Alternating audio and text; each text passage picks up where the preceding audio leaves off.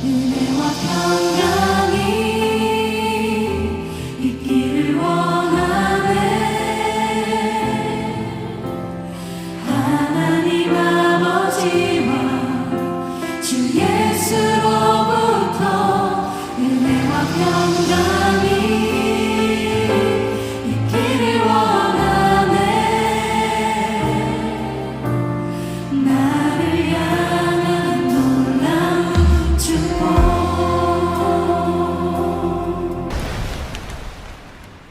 두아디라 교회의 사자에게 편지하라. 그 눈이 불꽃 같고 그 발이 빛난 주석과 같은 하나님의 아들이 이르시되, 내가 네 사업과 사랑과 믿음과 섬김과 인내를 아노니 네 나중 행위가 처음 것보다 많도다. 그러나 네게 책망할 일이 있노라. 자칭 선지자라 하는 여자 이세벨을 네가 용납함이니 그가 내 종들을 가르쳐 꾀어 행음하게 하고 우상의 제물을 먹게 하는도다. 또 내가 그에게 회개할 기회를 주었으되 자기의 음행을 회개하고자 하지 아니하는도다. 볼지어다 내가 그를 침상에 던질 터이요 또 그와 더불어 간음하는 자들도 만일 그의 행위를 회개하지 아니하면 큰 환난 가운데에 던지고, 또 내가 사망으로 그의 자녀를 죽이리니 모든 교회가 나는 사람의 뜻과 마음을 살피는 자인 줄 알지라.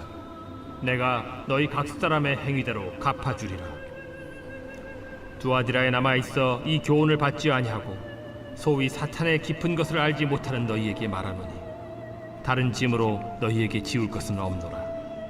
다만 너희에게 있는 것을 내가 올 때까지 굳게 잡으라.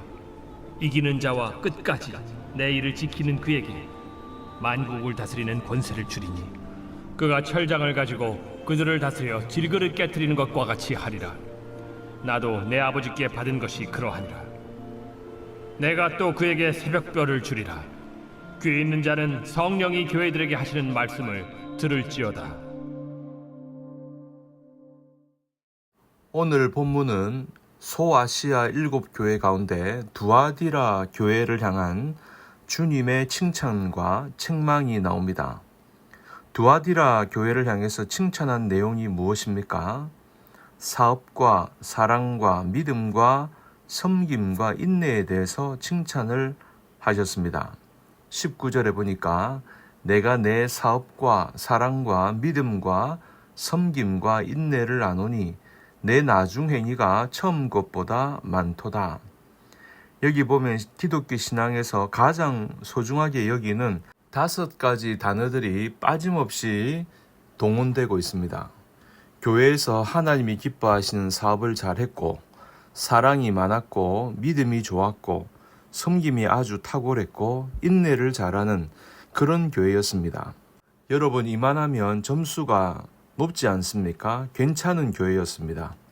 교회 안에 사업이 많았고, 사랑이 많았고, 믿음이 좋았고, 섬기는 교회였고, 인내가 많은 교회니까 얼마나 점수가 높겠습니까? 에베소 교회를 보시면 사랑이 없다고 하나님 앞에 책망을 받지 않았습니까? 그런데 사랑까지도 있었으니 두아디라 교회가 대단한 교회입니다. 거기에다가 중요한 것은 사업이라는 말이 나오는데, 두아디라 교회는 주님을 위해서 활발한 사업까지 펼쳤습니다. 소아시아 다른 교회는 전혀 없었던 특별한 칭찬입니다. 이 칭찬은 두아디라 교회가 어떤 성격의 사업을 했는지는 모르지만 아마도 선교 사업이었든 구제 사업이었든 이 사업이 하나님 보시기에 마음에 들었고 우리 하나님이 기뻐하시는 사업이었고 무엇보다도 복음을 확장시킬 수 있는 도구가 되는 사업이었던 것 같습니다. 그러니까 이 교회가 보통 교회가 아닙니다. 그러니 교회를 평가할 때 주님은 그 교회의 규모나 건물이 아닌 이런 영적인 내실을 가지고 평가를 하십니다. 그러니까 주님으로부터 인정받는 교회였습니다. 이 두아디라 교인들이 훌륭했던 것은 항상 믿음이 업그레이드 되고 있었던 것입니다.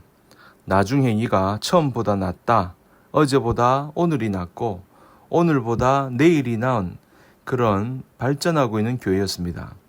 굉장히 중요한 부분 아니겠습니까? 처음엔 뜨겁다가 시간이 갈수록 차가워졌던 에베소 교회와는 아주 대조가 됩니다. 에베소 교회는 첫사랑을 잃어버렸는데 두아디라 교회는 더욱 날이 갈수록 큰 믿음과 사랑과 소망을 키워가기 시작했다는 것입니다. 그런데 이렇게 많은 칭찬을 받았던 두아디라 교회였지만 이 모든 칭찬을 한꺼번에 무너뜨릴 수밖에 없었던 책망의 요소가 있었습니다. 그것은 이중 기준의 문제였습니다. 20절을 보십시오.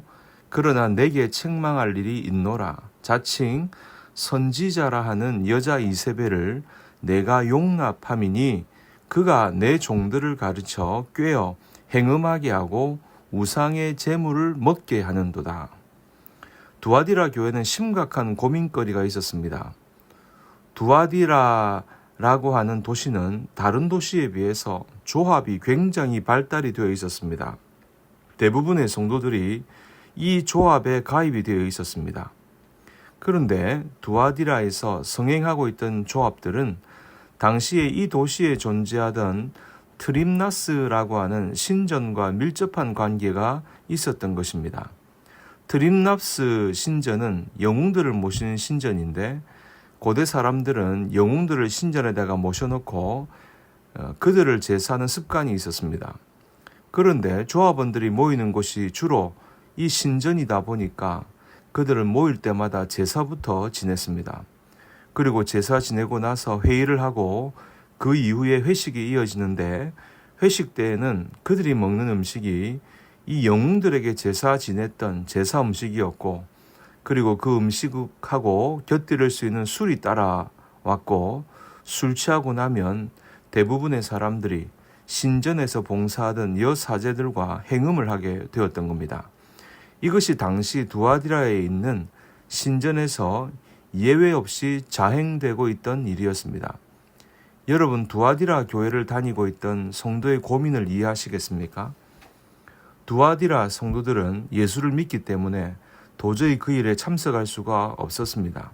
그러나 그들이 그 모임에 참석하지 않게 되면 조합 속에서 점점 미움을 받게 되고 여러 가지 경제적인 면에서 배제되기 시작합니다. 진급도 어려웠습니다. 그래서 성도들은 조합에 나가도 어려움을 겪고 안 나가도 어려움을 겪을 수밖에 없었습니다.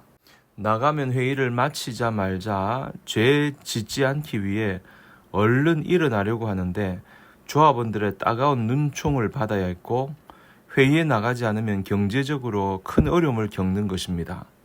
그러니까 신앙을 지키기가 너무 힘들었던 것입니다. 세상을 따라가자니 신앙에 위배되고 신앙을 따라가자니 먹고 살기가 힘들고 신앙을 지키기가 너무 힘든 것입니다. 그런데 이 교회에 이세벨이라고 하는 여자까지 들어와서 새로운 신학을 가르치기 시작한 것입니다.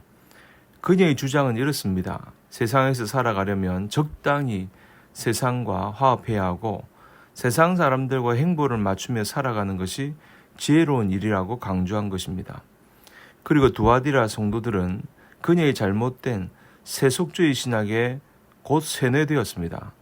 세속주의 신학이란 주일에는 마음껏 하나님을 섬겨라. 그러나 평일에는 마음껏 세상을 섬겨라. 곧 쾌락주의 신학입니다. 즉 너희들이 돈 많이 버는 것이 중요하지 않느냐. 그러니 할 수만 있으면 수단 방법 가리지 말고 돈 많이 벌어라. 그리고 주일날은 하나님도 좋게 해라. 그러나 다른 날은 네 멋대로 살아라. 육신도 만족시키고 영혼도 만족시켜라 라고 하는 이중신학의 신학입니다. 설상가상으로 두아디라 교회 목사도 그것을 용납을 했고 결국 그 가르침은 성도들에게 급격히 암처럼 퍼져서 두아디라 성도들 대부분이 세상 사람들과 똑같이 행동하기 시작을 했습니다. 죄의식을 없애버리고 나니까 조합원들의 모임에 나가서는 우상에게 제사를 드리고 우상 음식을 먹고 술을 마시고 음행을 저질렀습니다. 결국 이 이세벨이라고 하는 여인의 영향으로 두아디라 성도들 대부분이 우상 숭배와 음행에 빠진 것입니다. 그리고 얼마 지나지 않아 두아디라 교회 안에는 주일에는 마음껏 주님을 섬겨라. 그러나 평일에는 마음껏 죄 짓는 이 이중 기준의 문제를 끌어안은 교인들로 가득 찬 교회가 된 것입니다. 한마디로 순결을 잃어가는 교회.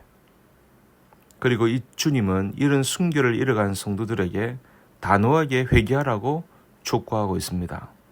순결한 성도가 되기 위해서 회개하며 돈의 유혹을 거절하고 오직 주님만으로 만족할 줄 알아야 된다고 말씀하고 있습니다. 사랑하는 여러분, 우리 주님은 오늘 우리에게 순결할 것을 요구하고 계십니다.